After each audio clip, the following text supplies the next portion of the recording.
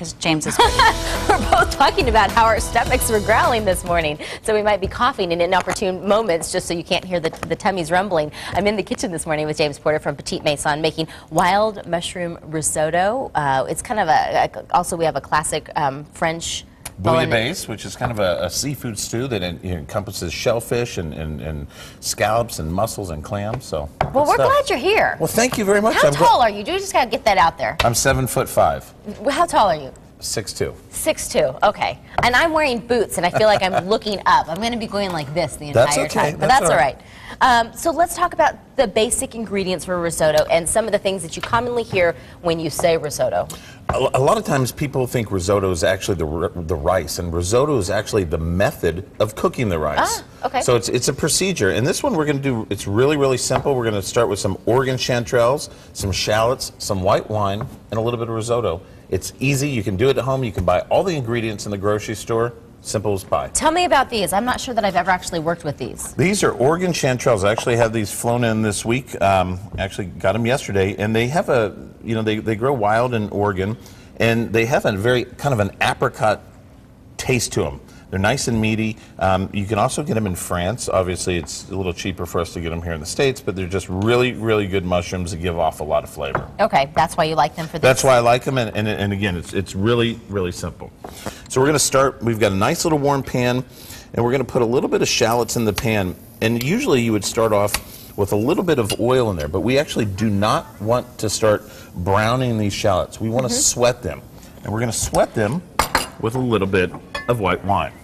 And you prefer the shallot over just say like a white onion or a yellow onion just because of the aromatics and also just that little kind of variation in flavor? It does. You know what? It has somewhat of a leek and an onion feel to it to me. Okay. And you know, they're a little bit. They give a little bit better flavor. Yeah, I think. no, I agree. I became a fan of them whenever I started making my own little vinaigrettes.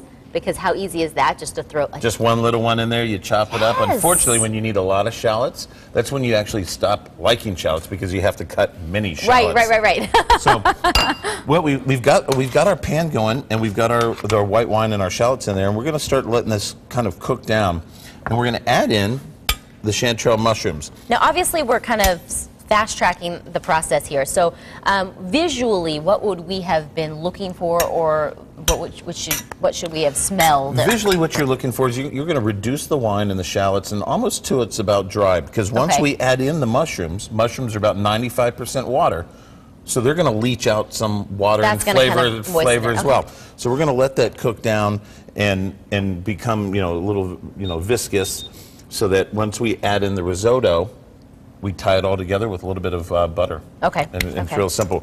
So we've got this cooked down. We've got our risotto kind of pre-cooked, and a lot of times when people make risotto, mine's mush. It's like honestly, it looks like cream of wheat.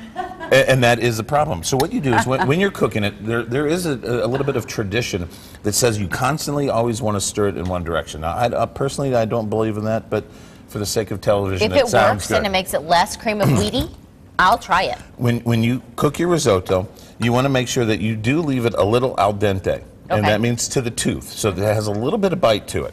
And then once our mushroom mixture is reduced, we're going to add this to the mushrooms.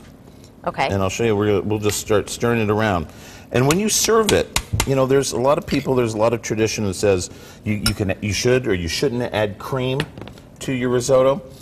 Traditional risotto is finished with a little bit of Parmesan cheese or Asiago cheese or Reggiano cheese traditionally, and then just finished with a little bit of butter. There's no cream involved in it. Okay. But again, risotto is the method. So if you choose to add cream in there, you can. This is a recipe in pencil, is what I'm hearing. This is... it's a very loose recipe in pencil, but... So we've got everything kind of coming together here. All right. And it's just, real simple. And what I like about this, it's such a comfort. And this time of year, 2 nights ago when it was nice and cold, this is stick to your ribs sort of food. This is stuff that you can make a nice pot of this, take some leftover, if you've got a leftover steak or leftover piece of chicken from the night before, microwave your chicken, make your nice risotto, the way you think. Put it on top of it, and it's a very easy meal. I like the way you think. All right, so stick around because in about 20 minutes we're going to come back and we're going to do something else I've forgotten. It was the Bouillabaisse. bouillabaisse. That's right. And then we're making short ribs with Bourgeois Nouveau because today is the first day.